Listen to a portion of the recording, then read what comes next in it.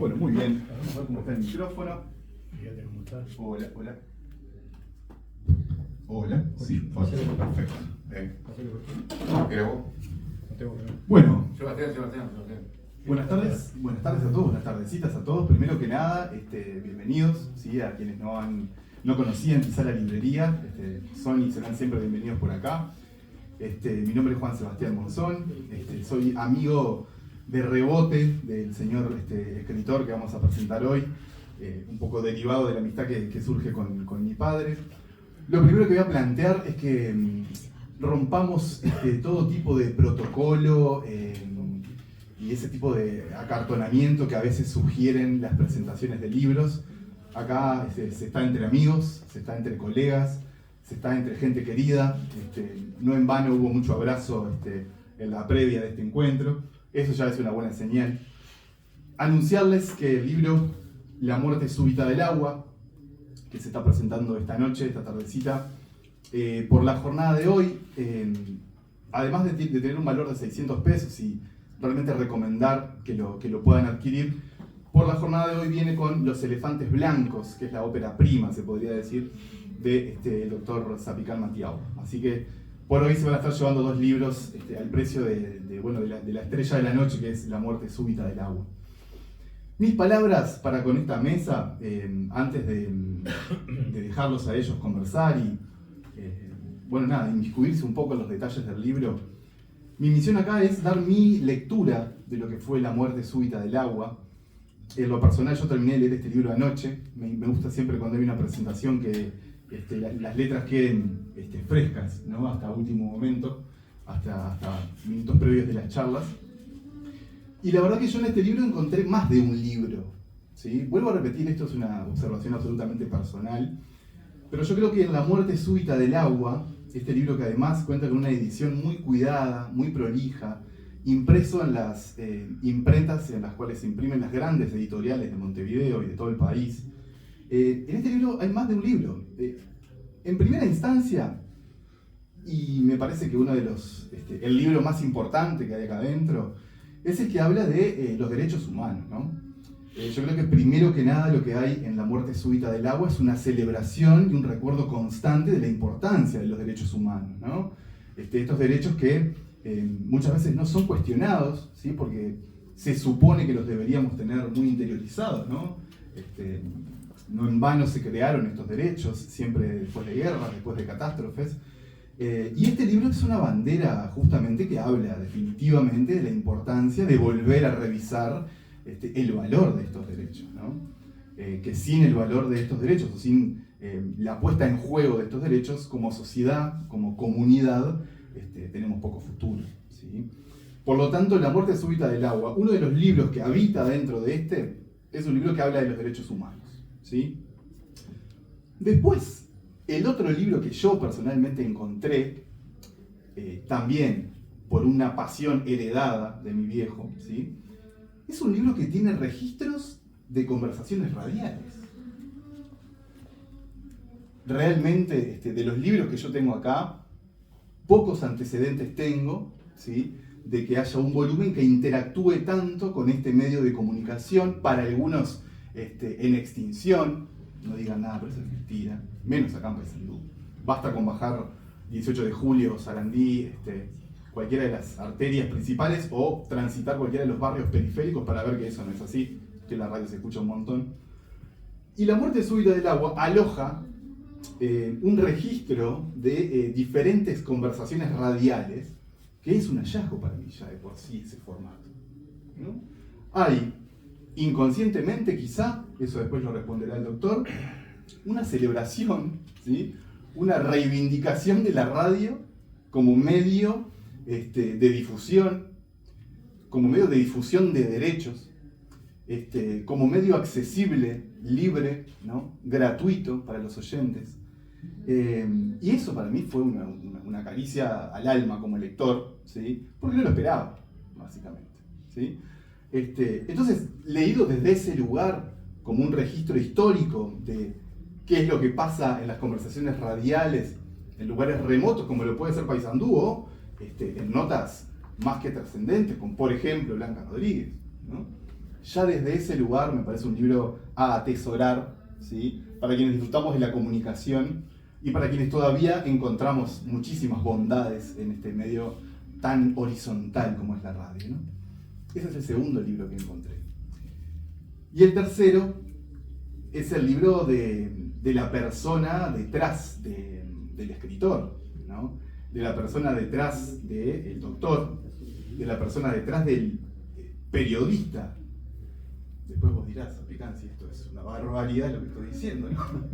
Pero que hay periodismo, que hay investigación, que hay metodología, ¿no? Para hincarle el diente a este libro, la hay. ¿Eh? Hay ciencia, se podría decir, ¿no? Pero atrás de eso está el hombre, ¿no? El hombre que habla llano. Seguramente mi padre tenga mucho para aportar en este sentido, porque es interlocutor en varias de estas entrevistas. Y de hecho, para mí, Juan Sebastián, acá mi padre está inmortalizado ahora, está registrada su voz también. Eso me parece súper. Es un premio mío, nomás disculpen, no se pongan celosos. Pero detrás de todo, del científico, del escritor, del doctor, está el amigo, ¿no? Está el hombre, ¿sí? Y también eso está en La muerte súbita del agua, ¿no? Entonces, todos estos ingredientes, creo yo, hacen de este libro un libro accesible para quienes quieran ingresar a este universo sumamente autocrítico de lo que son las políticas relacionadas a lo ambiental, a lo acuático en este caso puntualmente. Es un libro que además nos habla de comunicación, es un libro que deja registros de conversaciones amistosas y amenas entre personas que se tienen aprecio y que se valoran y se respetan. Por lo tanto, me parece un gran libro, La muerte súbita del agua, más allá incluso, y estoy dejando afuera, esa parte dura, ¿no? Esa parte más sesuda, si se quiere, que hace referencia a esta catástrofe que estamos viviendo, silenciosa o no tanto, en la que el agua, nunca mejor dicho, se nos está yendo entre los dedos, se nos está escurriendo y no estamos haciendo nada. O hay algunos audaces que sí hacen cosas, ¿sí?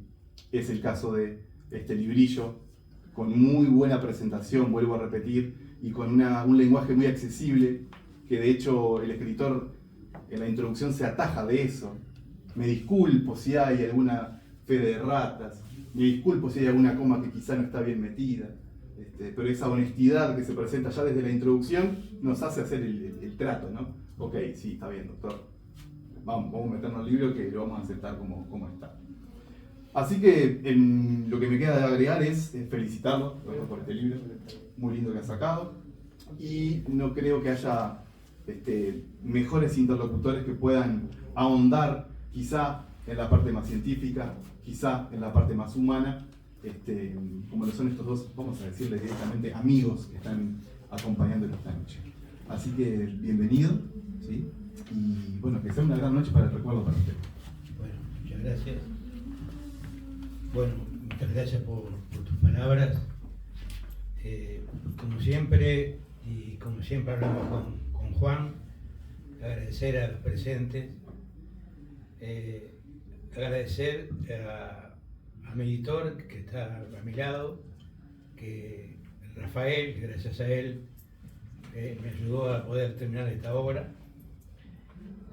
Y decirles, como dice Sebastián, que estas son transmisiones radiales y que es mucho más fácil, porque yo he escrito otras cosas, escribir y contar que hacer una transmisión radial, porque son dos interlocutores y yo pensé que era mucho más fácil.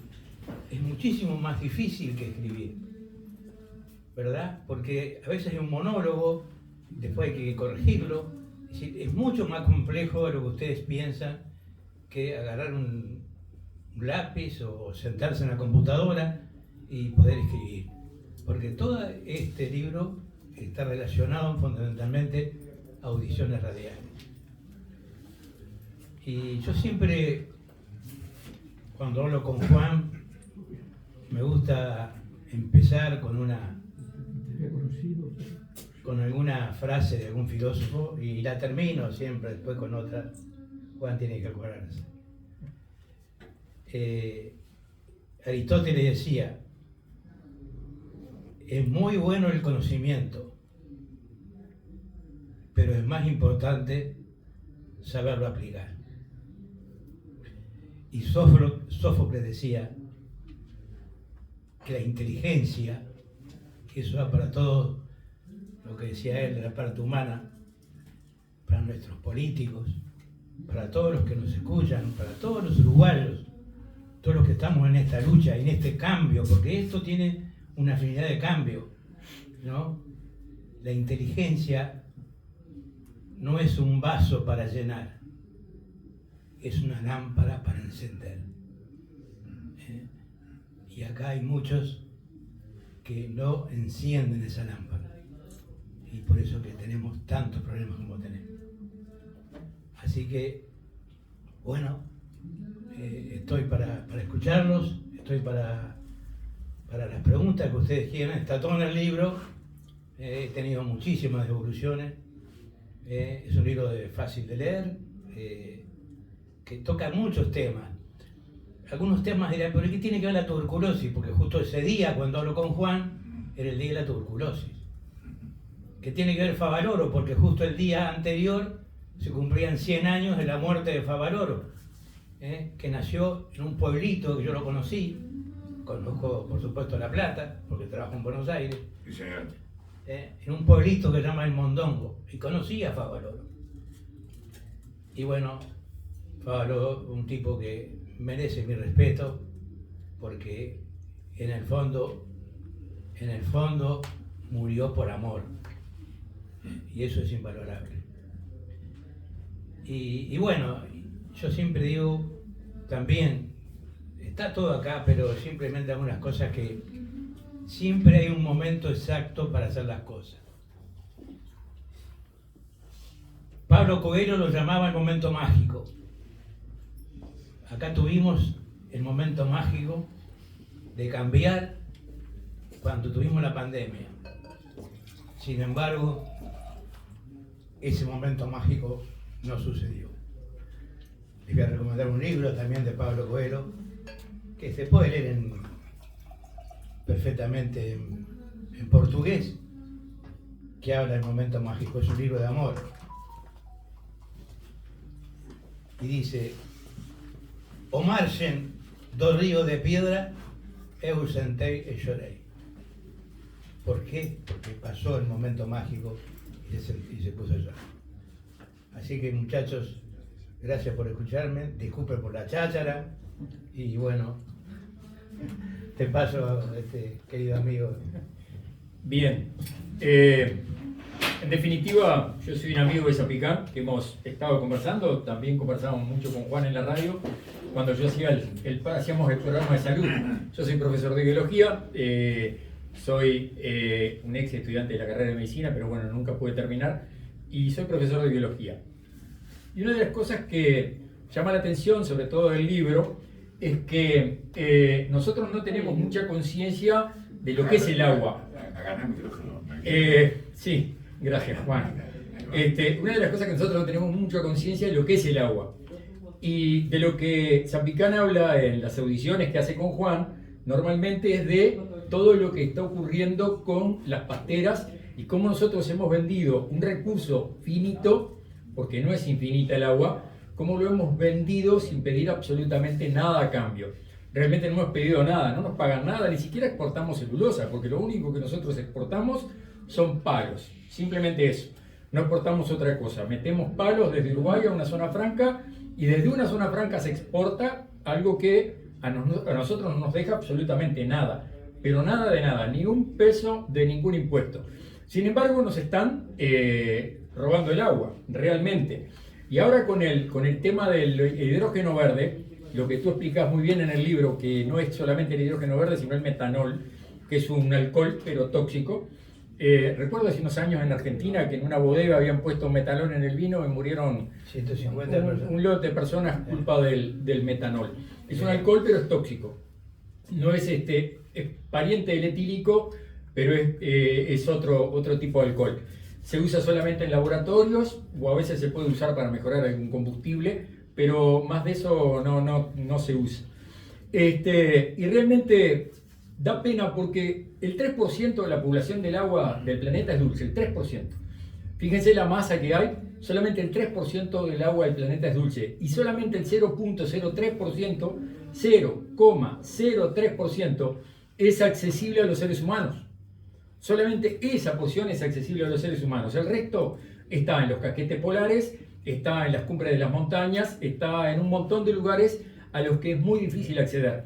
Desgraciadamente nosotros tenemos varios acuíferos. Acá tenemos un pedazo del acuífero Guaraní que llega hasta Tacuarembó, un poco más abajo, pero no pasa el Río Negro. Después tenemos el acuífero Mercedes, que lo tenemos acá desde la Colonia hasta Salto, que es donde están las termas. Y tenemos en Montevideo el Raigón, el acuífero Raigón, que es un acuífero que está bastante comprometido, tiene mucho arsénico, tiene mucho plomo, se ha complejizado. Y nosotros desde la educación tenemos una materia o un primer año que se llama Ciencias del Ambiente, y tratamos desde el punto de vista de las ciencias del ambiente de enseñarles a los chiquilines a tener cariño por el ambiente. Este es un precioso libro. Desgraciadamente los docentes hoy luchamos contra TikTok, contra Instagram, contra lo que son las redes sociales o la cultura de la inmediatez y muy poca lectura, desgraciadamente, ¿no? Los chiquilines hoy leen muy poco. Pero yo leí el libro, me encantó, es muy ameno de leer, se los recomiendo de corazón. Me encantó lo de Favaloro, realmente la carta de Favaloro me conmovió. Un tipo que sabía muchísimo Artigas, que si en algún momento lo buscan en YouTube pueden ver a Favaloro dando una conferencia sobre Artigas, un tipo que sabía muchísimo.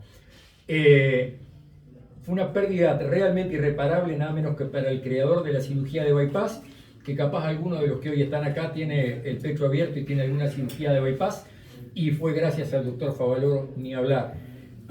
Decirles que esto tiene que generar conciencia. Este es un libro para generar conciencia. Son charlas que tienen que generar conciencia, que eso es lo fundamental. Son charlas que deberían generarle conciencia a la población. La población tiene que escuchar con orejas grandes, con oídos abiertos, con la cabeza abierta, abrir la cabeza, no pensar todo en moneda, sino que pensar en la conciencia y en qué le estamos dejando de herencia a las generaciones que vienen. ¿Qué le dejamos a nuestros nietos, a nuestros hijos? ¿Qué le dejamos? Nos tiene que interpelar, es un libro que nos tiene que interpelar, que uno lo lee y es un libro que interpela y dice, pucha viejo, contratos secretos a espaldas del pueblo, ¿por qué?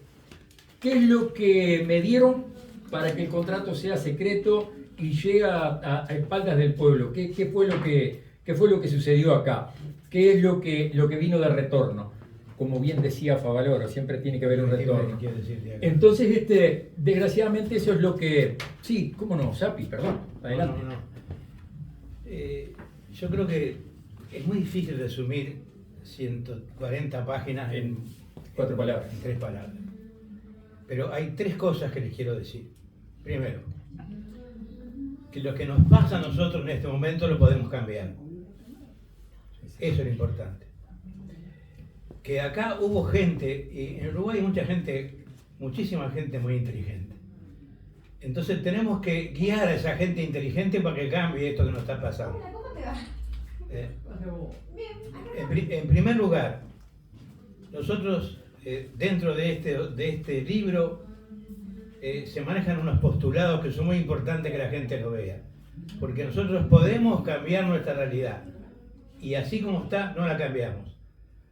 Acá, por ejemplo, hay 2 o 3 cosas que quiero mencionar que tienen que saber. Acá hubo gobiernos anteriores que fueron muy buenos gobernantes. Por ejemplo, el gobierno de don Juan José de Amézaga, de 1946. ¿Qué hizo José de Amézaga? Lo que acá dicen y no hacen. Con un ministro que tocayo, Luis Matiauda se llamaba ministro social y de salud pública. ¿Qué fue lo que hizo? Fue un gran estadista, hizo la lucha antituberculosa. Les voy a contar porque eso no tienen que saber. En ese tiempo, de 7 personas que morían, una moría de tuberculosis. Entonces estos tomaron la cosa en serio, ¿no? Dijeron, no, ¿cómo hacen? Vamos a hacer esa cosa. Y casi todo es mentira lo que nos dicen. ¿qué hizo Juan José Amézaga? Formó una estructura paralela al Ministerio de Salud Pública que se llamó lucha antituberculosa, ¿verdad? En los hospitales puso técnicos, o sea, personal. Acá en Paysandú, por ejemplo, el Giano, ¿verdad? Puso cosas móviles, a tal punto que en el Uruguay erradicamos la tuberculosis. Venían los países de otro mundo a ver cómo el Uruguay había erradicado la tuberculosis. ¿Por qué? Porque no solamente llenaba el vaso, sino que la inteligencia hay que poner la cosa encendida. Cambió todo. Eso hoy día también se puede hacer, ¿verdad? Si los políticos que nos dirigen tienen voluntad de hacerlo. Por eso, una de las cosas que pretende este libro es dar conciencia para que la gente cambie. Primero, no puede existir en un país que haya contrato secreto. ¿Quién de ustedes que es casado le acepta a su señora o a su marido una cosa secreta? Sin embargo, nosotros en 2017 hicimos contrato secreto contra el gobierno de Finlandia. No con el gobierno porque la Constitución prohíbe los gobiernos, pero sí con instituciones de Finlandia. En el 2017, que el señor presidente de ese momento ni siquiera tuvo el rostro ni los huevos para ir a firmar. Mandó a sus 3 secretarios. Entre esos, Toma, que después tuvo problemas, no sé, bueno, no importa. La cuestión es que después de eso nos enteramos que todavía había un contrato con UTE. Que 2 años después nos enteramos, porque es secreto, que los desechos, por eso que es tóxico, los desechos de la madera que UTE, que hace la celulosa, tiene la obligación UTE de comprarla por 20 años. Solamente comprando eso, la celulosa paga la inversión que hizo en el Uruguay.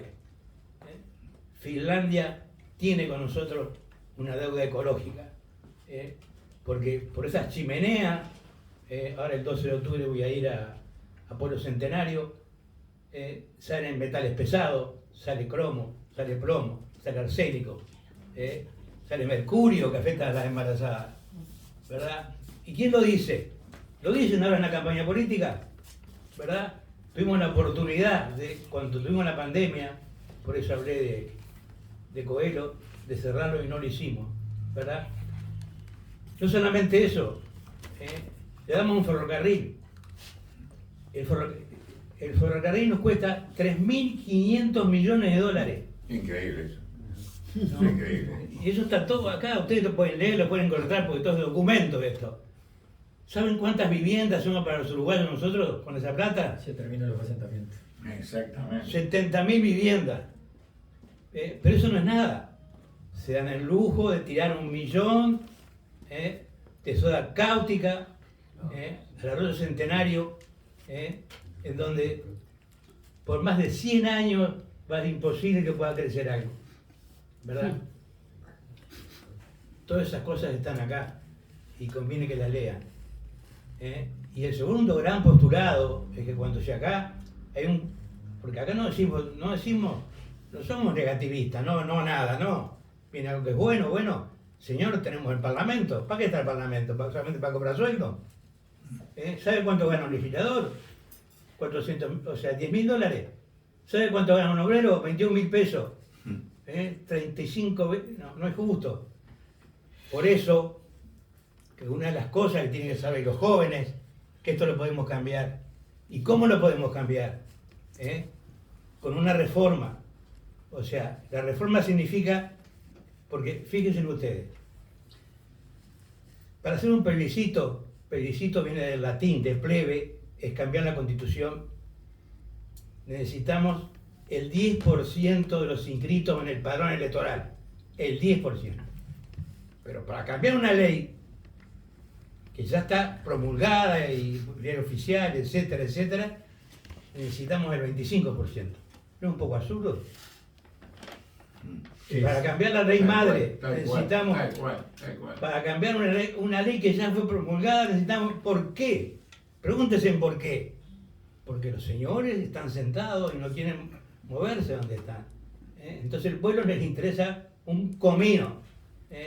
Si nosotros podemos, con nuestras voluntades, podemos cambiar, la voluntad está en nosotros, con el 10% del padrón, igual que lo que necesitamos para la Constitución, podemos cambiar esas leyes. Podemos cambiar todas las leyes, el Poder Judicial, el Poder Legislativo, podemos poner menos legisladores, la educación. Cuando nosotros acá somos todos futboleros y todos sabemos lo que es el fútbol, nos gusta, cuando jugamos con Jordaña, yo decía, ¿quién es Jordaña? Fui a leer a ver quién era Jordaña. Y resulta que me entero que era 5 veces mayor la cápita de ingresos de Jordaña que los uruguayos. 98% de alfabetización los hombres y 97% de las mujeres. Hablan 3 idiomas. Dan los exámenes en 2 idiomas, en árabe y en inglés. Acuérdense que Jordania, junto con la gente que ahora están en combate con Israel, fueron los únicos pueblos que le dieron a los judíos la posibilidad de instalarse en esa zona, ¿verdad? Después de la Segunda Guerra Mundial. Fueron los únicos, entonces los jordanos. Entonces, ¿qué? ¿Los jordanos tienen más neuronas que los niños uruguayos? Nosotros acá, los jóvenes, no solamente cometen errores de ortografía, cometen delitos de ortografía. Entonces, no podemos cambiar, somos distintos. Hubo mucho tiempo en que las pruebas PISA éramos los mejores, ahora estamos en los últimos. Otro dato que les voy a dar, eso también está acá, todo esto que les digo está documentado. El 60% de los jóvenes abandonan el liceo. ¿Qué puede aprender un joven si abandona el liceo? Y cuando los jóvenes lean algo, lean entendiendo, no como loros, hay que leer entendiendo, ¿verdad? Bueno, ¿Qué puede aprender si el 60% abandona el liceo? ¿Verdad? Hay otra cosa que quiero contarle, que salió una sola parte del libro. Acá se hizo Ustedes saben que todas estas multinacionales tiran al río pesticidas, está el arroyo Santana, tiran fósforo, tiran arsénico y afecta la cadena alimenticia. Tal es así que los peces son más chicos, se mueren más jóvenes, Afecta las gónadas de los peces. tienen las gónadas más chicas y afecta también el consumo humano, porque la gente come pescado, ¿verdad? Y esto no lo dicen los legisladores. Evidentemente ahora estamos en propaganda y la gente vive de eso, los grandes canales, como le pagan el sueldo con las propagandas, evidentemente no hablan de estas cosas.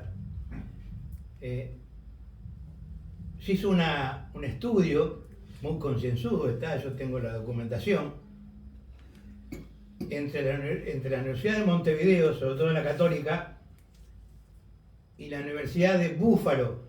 Búfalo está allá cerca donde están las cataratas, no bien al norte de Estados Unidos.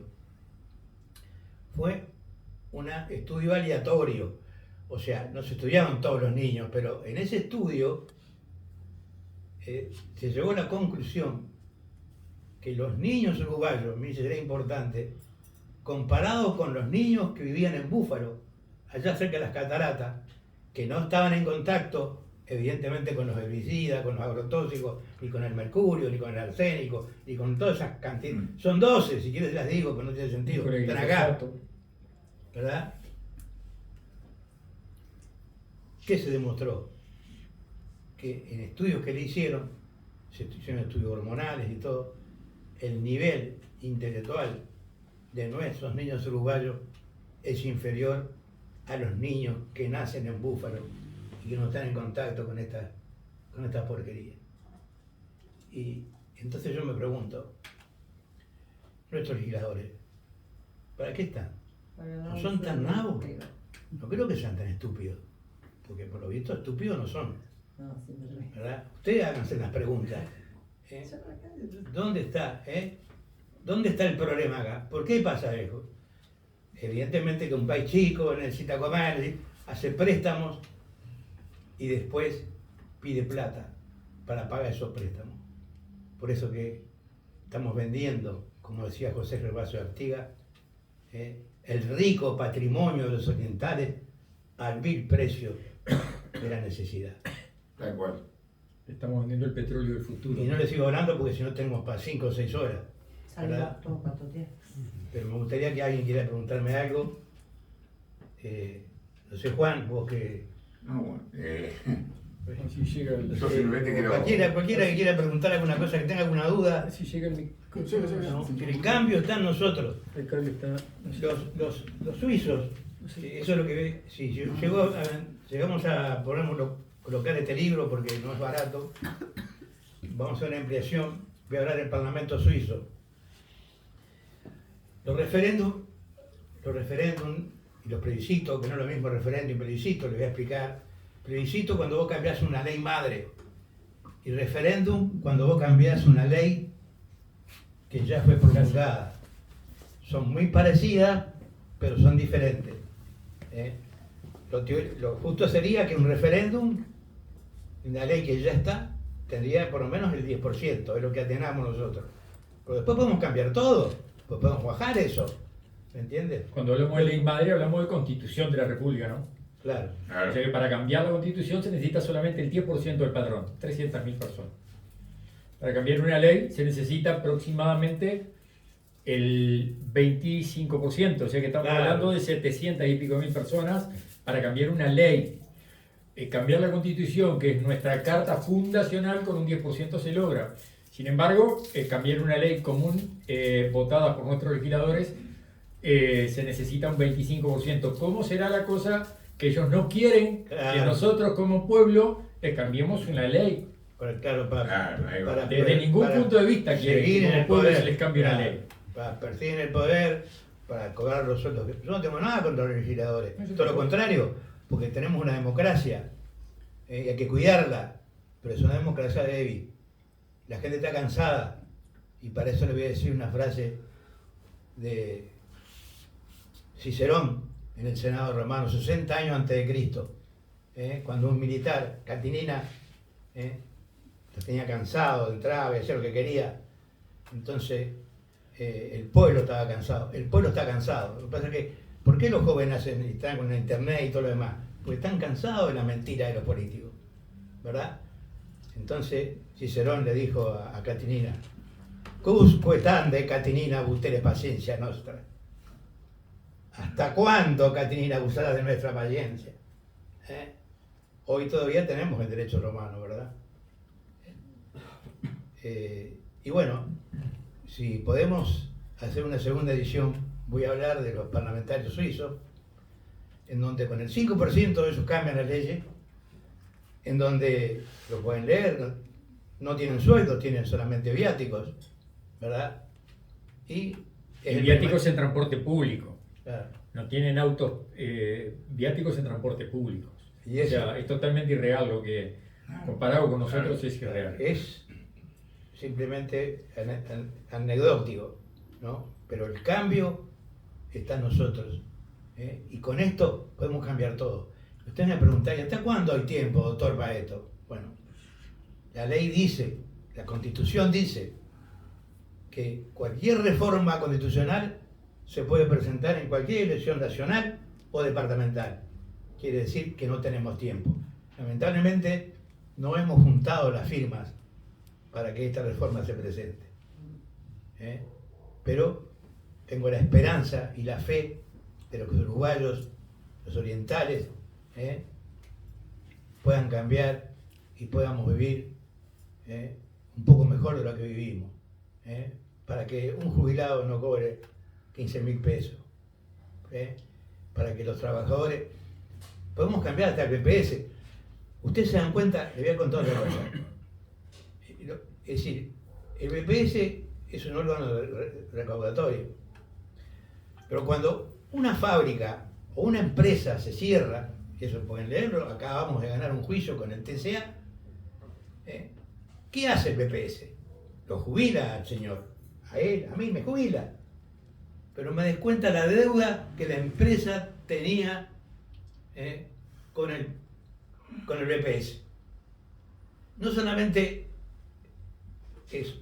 no es ético, sino que hasta puede ser delictivo, puede ser hasta un delito. Pero ¿quién se presenta? La gente tiene que comer. Y bueno, le dan 2 pesos y lo acepta. ¿Verdad? Hay que ir al contencioso. Ir al contencioso sale $3.000, $4.000. Al final lo ganás, pero ya, eso es así. Bueno, eso, señores, tenemos que cambiarlo. Nosotros tenemos que cambiar. La gente joven tiene que cambiar. ¿Verdad? Porque lo podemos hacer. Podemos cambiar todo si queremos. ¿Verdad? Porque si otros países lo pueden hacer, si acá hubo gobernantes como Amézaga no solamente hizo eso. ¿Qué más hizo Amézaga? Amézaga le dio los derechos a la mujer y creó una cosa importantísima que nunca lo dicen, los consejos de salario. Fue en el tiempo de Amézaga, que era un colorado. Sí, yo no soy colorado, pero no tiene nada que ver. Valoro los valores de la gente que hizo cosas buenas por el país. Él fue el que hizo los consejos de salario que hoy día nos siguen rigiendo. Pero nadie se acuerda de que fue Mesa. No, eso no se acuerdan. Una pregunta, Sapicán. 2. Dos también. ¿Por qué la muerte súbita del agua? ¿Por qué ese título? ¿Cuál es la razón para que le pusiera ese título al libro? Que es una denuncia, ¿no? Claro, todo este libro es una denuncia. La muerte súbita del agua, ¿saben por qué? Porque en el Río Negro se gastan por día 1.500, 1.400, 500 millones de agua, de litros de agua por día, ¿tá? De la cual 107 millones vuelven al río de vuelta pero contaminada, ¿verdad? El agua que ellos usan es potable, incluso usan agua del acuífero guaraní para sus obreros, para todo eso. Y la gente dice, pero no, si nosotros no cumplimos con los contratos no van a hacer juicio. Otra cosa que es importante, que no me preguntan. ¿Y qué pasa si el agua del río no se termina? ¿Ustedes creen que estas multinacionales no nos van a hacer juicio igual? Porque el contrato, si no le damos el agua, pero aparte de eso están en zona franca. Le damos el agua gratis. Acá si alguien no paga el agua, viene un funcionario de OSI y te corta, lo cual es ilegal, ilegítimo, porque el único que puede cortar el agua acá es el juez, porque en el momento que yo pago un recibo y hago un contrato, hago un contrato, el que tiene el derecho de cortar es el juez. Más allá de todo, pero todos nosotros aceptamos todo eso. El agua es un recurso humano básico, es un derecho humano básico. El agua está consagrado dentro de los derechos humanos. O sea que de ninguna manera nos pueden privar del acceso al agua si nosotros no tenemos agua cerca. O sea que tiene que haber agua a menos de 100 metros. O sea, yo no tengo por qué pedirle al vecino. El vecino tampoco tiene por qué darme. Pero no me pueden cortar el agua porque eso va a ser justicia por mano propia. Claro, la pueden cortar, pero la pueden cortar con orden del juez. Claro. No puede la OCE venir y cortártela. Lo que pasa es que nosotros estamos tan acostumbrados, y todavía seguimos con cosas de la dictadura que siguen. Lo que pasa con los desaparecidos, perdónenme que no tiene nada que ver con este tema, ¿verdad? Pero ¿por qué no aparecen? Pasaron 15 años en un gobierno y sabemos que están porque están en los cuarteles, ¿verdad? Las marchas de silencio no son marchas de silencio, son la marcha de los gritos los que no aparecen. Y bueno, señores, ¿qué les voy a decir? Eso es así. Y la segunda pregunta que querías hacerme, creo que está claro del agua, pero aparte, mirá, no hay que tener miedo a los juicios. Primero, ¿por qué? Porque el desconocimiento de la ley no significa su cumplimiento. Los que firmaron estos contratos secretos debían saber que la soberanía de este país está en los ciudadanos. No está en los edificios, está en los ciudadanos. Por lo tanto, nosotros con un plebiscito podemos cambiar esto. Quiere decir que ahora le tiramos, yo firmé en el juzgado una declaración en contra del Poder Ejecutivo y informándole a estas empresas de que quienes cometieron el error fueron ellos, porque desconocieron nuestra Constitución. No todas las constituciones del mundo tienen esta posibilidad. O sea, nosotros con un plebiscito, lo hizo Artigas, quedan nulos y ritos, todas las cosas antes que se hicieron. O sea, es un plebiscito, bueno, si no sabes la ley es problema tuyo, ¿verdad? Tenías que saber que lo hicieron. Pero había otros intereses, evidentemente, ¿no? Por algo fueron secretos. Nuestra Constitución permite el plebiscito, pero además es preferible tener un juicio a que nos roben descaradamente nuestra soberanía y nuestro patrimonio, porque están en zona franca. Hace un par de años hubo en Finlandia un tremendo problema económico y el ingreso lo hicieron la celulosa, y la más grande, o acá en el país hay 3 celulosas, la que está en Conchilla, donde yo trabajé como médico, Montes del Plata, que tiene, cada una tiene 500 hectáreas, me parece mentira, de zona franca, en donde la gente, ni la aduana entra. ¿Ustedes pueden creer que la aduana no puede entrar? No, porque es territorio extranjero. Claro. No, Después, al ser justamente Es territorio de Finlandia. territorio de Finlandia, claro. No es territorio nuestro. Es una cosa de ellos. otra que está, que antes era Poña, ahora es PM1, es todo lo mismo. Es ¿verdad? increíble. Y después la PM2, que también tiene su zona franca, que son capitales finlandeses. No es de Finlandia mismo. El dueño es un banquero, millonario, 2 compañías bancarias, está todo acá en el libro, no les voy a contar todo, si no, Sí, al final no leílo tiene sentido. Y Si no, después no van a lo comprar el integran, libro. Ya veo que hay después lo varios que- integran dos compañías, bueno, ahí sí, ¿no? Una sueca de seguridad social, que claro, le regalan, pero está mal porque pertenece al Estado sueco con mínimos acciones o capital, como quieran llamarle, y otra que pertenece al Estado finlandés, de obras sociales. Son las que constituyen este pandemonio, o sea, todo este conglomerado de la celulosa, ¿verdad? Que ellos no dan la cara, trabajan con sociedades anónimas. Por ejemplo, lo del tren. Lo del tren, incluso el Tribunal de Cuentas lo observó el Tribunal de Cuentas, porque ustedes fíjense que dividieron el país, las ciudades, 19 ciudades en 2 partes, porque el tren pasa por la ciudad. ¿A ustedes les parece cosa más Increíble eso. increíble? No sé. Y también por el campo. Lógicamente es increíble. Obvio. Ustedes, Ahora, es decir, lo más lamentable es que permitió todo eso, ¿no? pero claro, lo permitieron. ¿Por qué no permitieron? Nuestros legisladores. Obvio. Pero aparte, hay muchos legisladores que lo que yo digo lo dicen, ¿verdad? Pero se olvidan de algunas cosas. Se olvidan que esto lo podemos cambiar y no lo dicen, porque tienen cola de paja, evidentemente. O sea, un hermano que vivía al lado, si pasó el tren, tiene que caminar 1 kilómetro para ir a la casa del hermano, porque los pasos están cada kilómetro. Y eso está en todos lados, lo pueden ver, o sea, no estoy inventando absolutamente nada. No, y está lleno de cámaras, aparte te controlan. Sí, Si aparte no podés también- caminar contra la vía, o sea, te controlan. Y te pueden llegar a multar. y también en el campo. Bueno, no le digo más cosas porque van a salir muy calientes de acá. Yo lo que quiero que le transmitan a la gente mayor, a sus hijos, que lean que el saber no ocupa lugar, y que el verdadero conocimiento hace que seamos verdaderamente hombres libres. Y bueno, muchas gracias. Cuando termine, les voy a recitar una partecita. Vamos arriba, Sapi. Una Aplausos, partecita de... Sapi.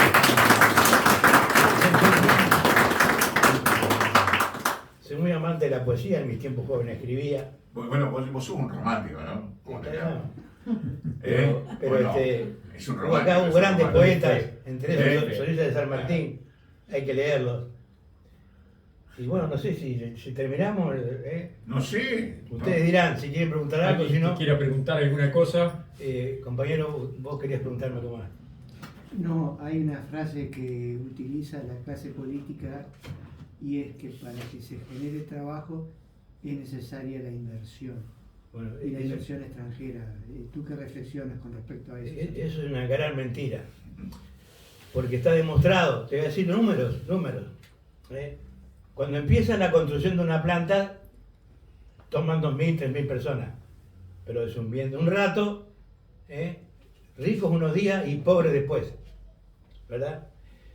Acá hay estadísticas, están publicadas, todas las pueden leer, que pensaron las celulosas, la gente se fue del campo, ¿verdad? Para la ciudad. Y que el rédito que tiene, por ejemplo, la gente que trabaja con los cereales, hay tantas cosas graves que ustedes no se imaginan, es superior a las que le puede dar la celulosa, que después que terminó la fábrica, quedaban 200, 300 personas, pero más todavía. Se terminó el ferrocarril, ¿verdad? Ahora. Entonces había uruguayos que hacían durmientes. Los durmientes son para que pasen los rieles. Bueno, ¿qué pasó? Esa gente quedó sin trabajo. ¿Quién tuvo que pagarle seguro de pago? ¿La celulosa? No. El BPS. El Estado. El Estado. Exactamente. Claro. El Estado somos nosotros. Porque en Uruguay el Estado somos nosotros. Así dice la Constitución, ¿verdad? Nosotros le pagamos. Y no digo la salud. Hicieron la salud todo remache, porque había hecho una cosa bien hecha. Cuando uno hace algo, yo intenté en este libro hacerlo mejor. Cuando hago un trabajo trato de hacerlo mejor, trato de poner lo mejor para hacerlo. Pero esto no lo hacen así, siempre están tratando de sacar el beneficio. ¿Cuánto gano esto? ¿Cuánto es mi rebote? ¿Verdad? Lamentablemente eso sucede así. Exactamente. Y tú me preguntabas otra cosa más. Otra cosa, que es gravísimo. Es gravísimo, porque además todos lo saben. Hay legisladores que lo saben y lo protestan, pero se callan cuando deben decirlo. Lo dicen en algún momento, pero tienen que seguir diciéndolo. Nosotros cuando plantamos eucaliptos, hay 1 millón de hectáreas de eucaliptos plantadas en el Uruguay. Tal cual. 1 millón de hectáreas, de las cuales la mayoría son de Monte del Plata. Por eso la muerte súbita del agua. Por cada hectárea hay 1.100 eucaliptos plantados. Cada eucalipto consume 50 litros de agua por día, más lo que consume un vacuno. Por eso que ustedes van a Soto y no hay agua. Los pozos se han secado. Por eso la muerte súbita. Es decir, el planteo exagerado de eucalipto, con ese consumo, hace que no haya agua. Ya pasó en Montevideo. Los montevideanos estaban tomando agua salada, ¿verdad? Entonces, Tal cual. ¿y les parece que eso no es la muerte súbita del agua? Pero lo más lindo, que los finlandeses no plantan eucalipto en su pueblo. No hay ningún eucalipto, ellos plantan otros árboles. Aunque en Europa, Finlandia está considerada el país que más contamina dentro de las leyes europeas, porque hay un montón de plantas de celulosa, pero tiene tanto poder que ni siquiera el Estado ha podido con ellos. Pero quiero contarles otra cosa con respecto a eso. Nosotros tenemos una ley que fue hecha en el tiempo de la calle, no me acuerdo la ley ahora, ¿Cuál es la calle? el primer la calle, El padre. el padre este. Vamos a ganar. El primer padre, el padre de este, en donde La ley forestal. puso la ley forestal, en donde puso zonas prioritarias para plantar eucalipto. ¿Qué son zonas prioritarias? Son zonas de bajo índice de CONIAC, un índice que se ponía campos se pobres. toma, claro, ¿no? En esas zonas son las zonas que debían plantarse los eucaliptos. Pobres para agricultura. Claro, La razón- exactamente. Pero lo que pasa es que hoy se transgredió eso. Ya no se está usando campo pobre para agricultura, se está usando campo. Ese campo prioritario paga mucho menos impuestos. Por lo tanto, las forestales los compran, ¿verdad? Y plantan, ¿no? Pero ¿qué pasa? Compran campos a los agricultores, donde se planta el ganado, donde está para plantar papa, y plantan celulosa, ¿verdad? Transgrediendo abiertamente lo que se llama la ley de prioridad forestal. ¿Eso qué significa para el país? Porque Eso hay no gente me que diga se- que no lo saben los legisladores. Hay gente que se presta para cambiarle el índice CONEAT de esa tierra, ¿no? ¿Eso qué significa? Que nuestro primer ingreso en este país, porque la celulosa está en zona franca, no pagan impuestos. Los impuestos van para Finlandia. Finlandia se beneficia con eso. Pero ¿quiénes son los que producen acá? Los ganaderos, los chacreros, el que trabaja, el que cultiva la papa, el que cultiva el boñato. Esa gente paga impuestos. O sea, se viola abiertamente la Constitución. No me acuerdo si es el artículo 6 o el 8, que dice que todos somos iguales ante la ley. Porque los extranjeros no pagan impuestos y nosotros, los criollos, que son los que mantienen el país, los que tienen el ganado, pagan impuestos. O sea, eso es la dicotomía que existe en este país. Pero lo importante de todo esto, lo importante es que nosotros tenemos el poder de cambiarlo y podemos cambiar todo podemos cambiar. Por eso que muchos no quieren este cambio, no quieren esta reforma, porque tienen que poner las barbas en remojo, ¿verdad? Entonces, no están muy de acuerdo muchos legisladores, aunque lo saben que es así. Y bueno, no sé si alguien más que me quiere preguntar algo más. Saben que incluso el vivero Santa Ana, que funciona al lado de Guichón, el vivero Santa Ana, que contamina un disparate, y que es de UPM, el vivero Santa Ana paga sueldos bajos, ¿no? Nadie se hace rico en el vivero Santa Ana. No vayan a creer que alguien que va a trabajar metido adentro de los nylon en los viveros se lleva 70, 80, 100 mil pesos por mes. No, ganan 25, 28 mil pesos, no ganan más de eso. Y tienen que estar metidos adentro de un vivero en verano, que es una cosa espantosa, pobre gente. La gente se desmaya metido dentro de los viveros. Y ganan chirolas, o sea, Sí, aparte están al lado no tienen de, ninguna generosidad en el corazón los de UPM, aparte están al lado de una zona muy bonita, que es la zona área protegida, ¿no? de la De los Columna montes Carabajal. de los montes del Queguay. Pero lo peor de esto es que contaminan el río Queguay. Al contaminar el río Queguay, Contaminan el río Uruguay. Al contaminar el río Uruguay, contaminan a nuestros hermanos argentinos que somos socios en el sentido de que utilizamos la misma agua. Es decir, hasta esa desprolijidad tenemos. Pero lo más grave de esto es que de 12 productos que contaminaban, había 19 que ellos echaban en el vivero. 2 estaban prohibidos, los sacaron. Y después, de 12 que contaminan, el Ministerio de Ambiente sacó un decreto donde 9 no contaminan. O sea, por decreto dejaron de contaminar. Es vergonzoso, ustedes saben. En teoría, Por decreto dejaron de contaminar. Sí, dejaron de contaminar por decreto. Aunque dice al final, si ustedes leen el decreto, Exactamente. que son tóxicos para los animales, etcétera, etcétera. No para nosotros. Bueno, Para los animales. Es irrisorio. Una pregunta, Sebastián. Sí. Yo entiendo que los legisladores que se oponen un poco a ese tema de la reforma es porque entienden que sería catastrófico con los contratos que ya se han hecho y todo eso. ¿No se podría plantear el tema de la reforma, de que sea como de aquí para adelante, que no sea retroactivo, digamos? O sea, como para que sea más amigable en general con... Por Porque ya supuesto, está. no, por supuesto. No sé, capaz que ya es así. No, nosotros no estamos diciendo que se vaya. Estamos diciendo que Buena negocien pregunta. en las condiciones que a nosotros nos sirvan. ¿Verdad? No que estén en zona franca. No que no paguen impuestos.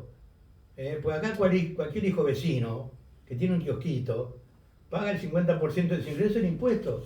25 para el patrón y 25 para el obrero.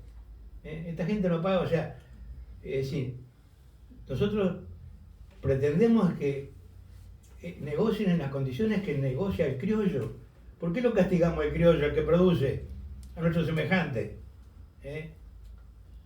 Claro, pero no se podría plantear que sea, digamos, de aquí para adelante cualquier futura negociación y que lo que está se respete como para de alguna manera tener un poco más, sumar un poco la voluntad de los que estén involucrados en los contratos que ya se hicieron y ese tipo de cosas.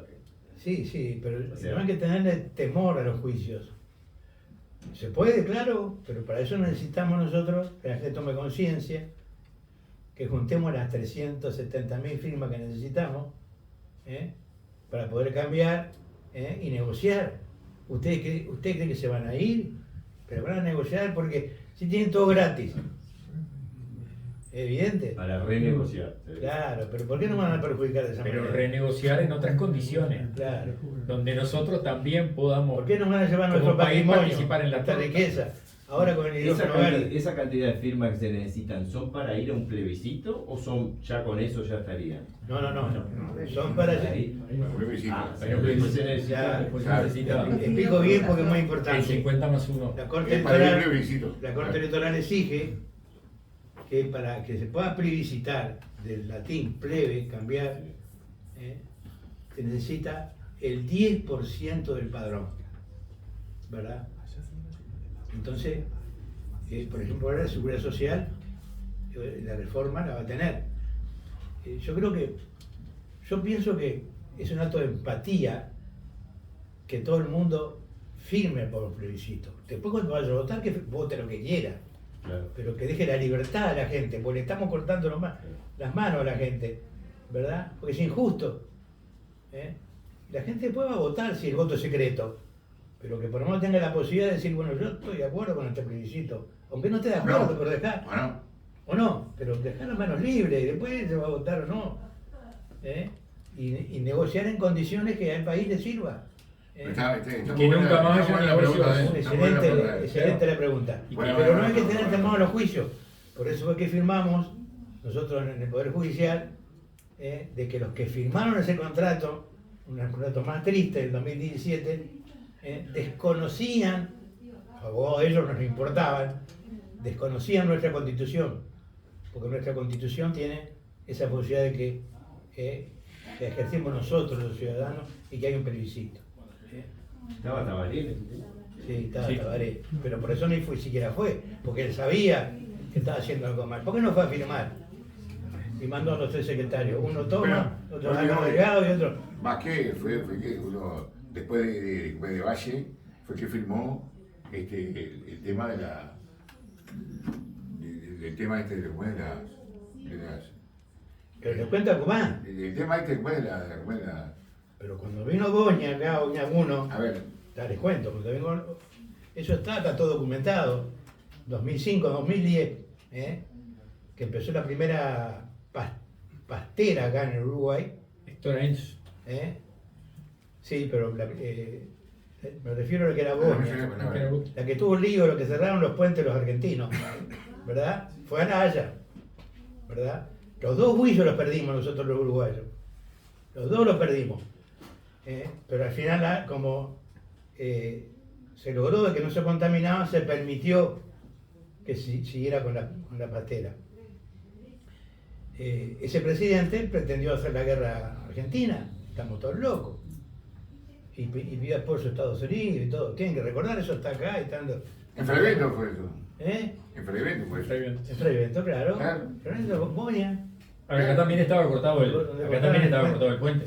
Claro, Todo eso está acá en el El puente libro. estaba cortado. Ah. Y toda esa documentación la pueden leer, la pueden buscar. 20 y pico de años atrás, pero el puente estaba cortado acá. No me salía esa palabra como con Tabaré Vázquez, no me acuerdo, que fue una especie de Ese fue un contrato secreto, como un contrato ahora de Pfizer.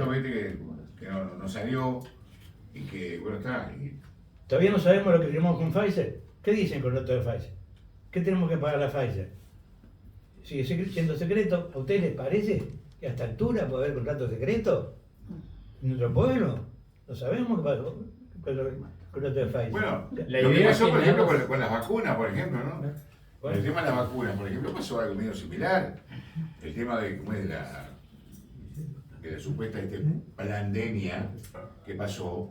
Esto fue un tema muy delicado, fue un tema bastante complicado, ¿no? Porque Es complicado, porque eso es un tema complicado. ahora nadie sabe nada. ¿Viste? Nadie sabe nada. Pero algo Sí, hacían firmar a las personas que se hacían cargo de los efectos secundarios. Ahí Vos va. que se vacunó. Yo me peleé con una doctora porque me quería obligar a vacunar A a ver. mis hijos. Y la hice recapacitar de que, dice, porque yo vacuné a mis hijos, me encanta tu idea, si vos querés a tus hijos, crees que los estás cuidando perfecto. A mis nietos y a mis hijos y a mi vida, no podés elegir vos por mí. Claro. Aparte, vamos a hacer lo que teníamos que hacer, le digo, vamos a darle, ya que no puedo evitar, las vacunas, porque si no quedó fuera de la sociedad, dale la vacuna que nos compete este año. Me dice, ¿cuál? La del tétano. No, el ministro firmó que dura 50 años ahora. Le estás diciendo que son negocios. Listo. Aclaro A que mi yo tengo hijo- todas las vacunas, ¿no? Mi hijo tiene 11 años, tenía 11 años. Aclaro que tengo todas y las Y se la cuatro dieron hasta del el COVID. 40, cuando tenga 45 años le toca la próxima dosis. No soy antivacunas, me di todas las vacunas. No, pero tengo te ningún digo, drama. No la dan, Pero- no es pero cada sos 10 vos. años ahora, es Soy cada yo. 50. Sos vos, Soy sos yo, vos, es en tu mi cuerpo, decisión. es tu vida. Es mi decisión. Yo Ah. sí. Pero el tétano y difteria era cada 10 Claro, años. eran cada 10 años, ahora Sí, son cada doble. 50. Según el ministro que esté, los años que nos dura. Es un negocio, entonces. Las vacunas que cumplen Claro. todos los requisitos, yo como médico estoy evidentemente de acuerdo. Más bien. Cumplieron todas las etapas, pero estas vacunas no cumplieron las etapas. No. ¿eh?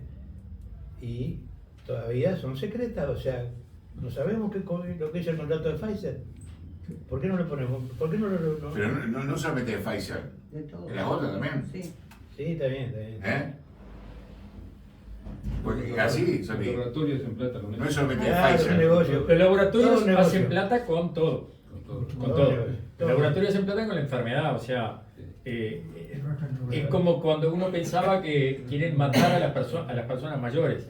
Y no es negocio matar a las personas mayores. Para la farmacéutica no es negocio. Dentro de los Porque- postulados. No es negocio porque en una sociedad capitalista donde el medicamento deja mucha plata a las farmacéuticas y quienes más consumen son los dos extremos de la franja etaria, son los más chicos y los adultos mayores, son los que más consumen medicamentos. No podemos matar los viejos porque no quedamos sin quien consuma medicamentos. O sea, tienen que tener problemas. Tienen que tener presión, tienen que tener colesterol, tienen que tener un montón de cosas para que nosotros le podamos dar el medicamento.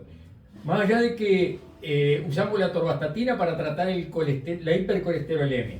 No la hipertrigliceridemia, sino la hipercolesterolemia usamos una atorvastatina, que incluso la damos a veces hasta en 40 miligramos, lo cual es un disparate, porque está estudiado, porque yo trabajé en la industria farmacéutica muchos años como visitador médico, lo conocía a Zapicán siendo visitador médico de una multinacional. Recuerdo que la atorvastatina, que es de laboratorio de Parque Davis o Warner Lambert del Uruguay, que hoy pertenece a Pfizer, cuando se juntaron con Pfizer fue que nos sacaron a todos el equipo de ventas. Recuerdo que la atorvastatina no baja dándole 10 miligramos de atorvastatina. Si le das 20, la reducción de colesterol no es más allá de un 6%. Pero los efectos secundarios se multiplican por 2. O sea, vos no lográs una reducción mejor a un 6%, lo cual no es significativo desde el punto de vista médico. No sirve para nada. Digo, una persona que tenga 300 miligramos de colesterol, que la atorvastatina me le baje, ponele 30, me lo deje en 270, un 6% no me le va a cambiar la realidad al paciente. Pero yo le multipliqué los efectos secundarios por 2. Claro. Entonces ese paciente empieza con lo que se llama rhabdomiolisis, con dolor en los músculos. Empieza a tener mucho dolor muscular, porque se están destruyendo los músculos y a veces el paciente ni siquiera consulta. Le tenés que dar algo para los músculos. No porque en definitiva no podés hacer eso. Lo que pasa es que te toma Viagra. No podés hacer eso. De ninguna manera podés hacer eso. No podés darle nada para calmar el dolor, porque en definitiva se están destruyendo los músculos. Vos tenés que sacarle la medicación. De cualquier manera tenés que sacársela. Yo le doy una cucharada de lino. Sí, pero de cualquier manera vos tenés que sacarle la De lino medicación. en el termo del definitiva- mate durante en 15 definitiva- días lo felicita a su doctor con la dieta que hizo. Fuimos al tema. Quiero decir Escuchame una cosa. no puede Ahora, que tomás Viagra, no tomás Viagra, dejate de joder. Pero, Juan, que no jueguen más, Obvio. Estás con con nuestra los educación. quedando azul. que no jueguen más con nuestra salud, ¿verdad? Y que el poder de poder cambiar eso está en nosotros, ¿verdad? Porque ustedes saben que acá hay medicina de primera, medicina de segunda. Y saben que hay médicos de primera y médicos de segunda. no por su formación, sino porque hay un laudo que no se respeta. Cuando se hizo la Reforma Nacional de Salud, que había que haber cambiado el laudo 40, el que hablaba Mesa, no se cambió. Y acá hay instituciones que se llaman mutualistas y que no son mutualistas, son instituciones con fines de lucro, en donde quienes las mantienen somos nosotros, porque a nosotros nos descuentan para pagar los sueldos que le pagan. Es decir, eso es lo que ustedes tienen que saber. ¿Quién le paga a los médicos? No el que está cobrando privado. Yo cobro privado, bueno, sí, me paga privado, pero el que le paga a la institución, ya sea ACE, ya sea el mutualismo, lo pagamos nosotros, por medio de DICE. Entonces, no es justo que esas instituciones, mal llamadas mutualistas, porque el mutualismo son aquellas en donde el patrimonio es de los afiliados, en estos casos el patrimonio de los médicos, es de los médicos, están exentos del aporte al BPS, el aporte patronal. Y eso no me diga que no saben los legisladores. Sí, por favor. ¿Usted sabe cuánto defraudación es eso al BPS en años y años? Bueno, tenemos que terminarlo. Hay que terminar. Que no jueguen más con nuestra salud, que no jueguen más con nuestra vida. Uno ya está viejo, pero ¿y los jóvenes? ¿Y los nietos? ¿Vos decís que los que son directivos de la mutualista están exentos o toda la mutualista en general? La mutualista en sí. La mutualista en general. Como empresa.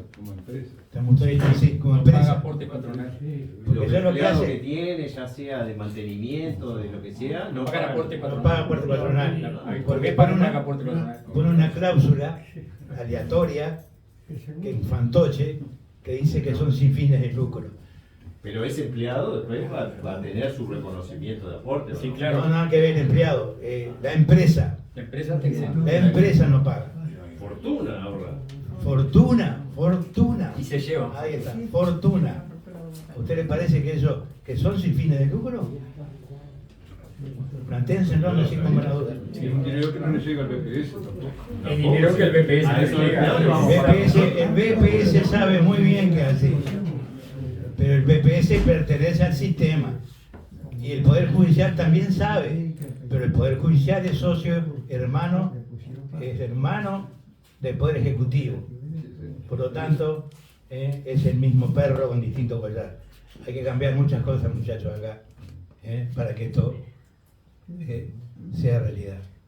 Bueno, no sé si alguien más quiere preguntar, si no cerramos. Comentarle, doctor, que está la mesa, como si alguien quiere picar algo, compartir alguna charla en el patio, son bienvenidos. Bien. Tuvieron la gentileza de traer algo para compartir, así que está. Muchas gracias. Bueno, gracias. Pero Muchas gracias por la atención. Bueno, Ha pero sido un antes- gusto antes- compartir con ustedes. antes me voy a parar Bien. y le voy Ahí va a recitar. Ah, Sí. él voy a va. decir, no, le voy a decir algo del poeta de la patria. Porque Zorrilla de San Martín. cuando era joven, Zorrilla de San Martín, hubo un concurso para que, en reivindicación de la independencia nacional, el 25 de agosto. Y él hizo la leyenda patria, aparte de muchos libros que escribió, y el concurso tenía un límite, eran 300 versos, y él hizo 433 versos. Cuando era joven lo recité, llegué a recitarlos todos. Y el jurado le permitió leer, yo pude escuchar a Zorrilla de San Martín en una grabación, leer sus versos. Y los dos ganadores, que fueron Berro y Joaquín de Salterán, eso es importante que lo sepan, se sacaron sus medallas y se las plantaron a Juan Zorrilla de San Martín. Y bueno, puede ser que me olvide algo de la última estrofa, pues no los voy a alcanzar, ya los cansé. Pero creo que dice así: todo acabó. Ya mundo firme al no ver batallador escucha, dictar sus leyes y escribir su historia, que al sollo de los pueblos los levanta, que aún cubierto por el polo de la lucha, trepa el guerrero con serena mano planta. La patria, redención ya consumada, exige el culto de sus hijos fieles en el altar del arma conservada. Tú, a la sombra feliz de tus laureles, patria, patria dorada, en tu tranquila tarde del presente, de tus santos recuerdos al arrullo, duerme ese sueño en los pueblos grandes de paz y noble orgullo. Rompa atarrado a la madre tierra, el seno en que rebosa la mies temprana y la dorada espiga. Cante el cincel, el arma en la roca, y del arte inoculando el aliento muera el espacio y vive el pensamiento. Pisas tumbas de héroes, ay de quien las profane. Protege, oh Dios, la patria y los libres. Protege nuestra patria independiente, que quina a ti, tan solo ante ti, su coronada frente. Muchas gracias.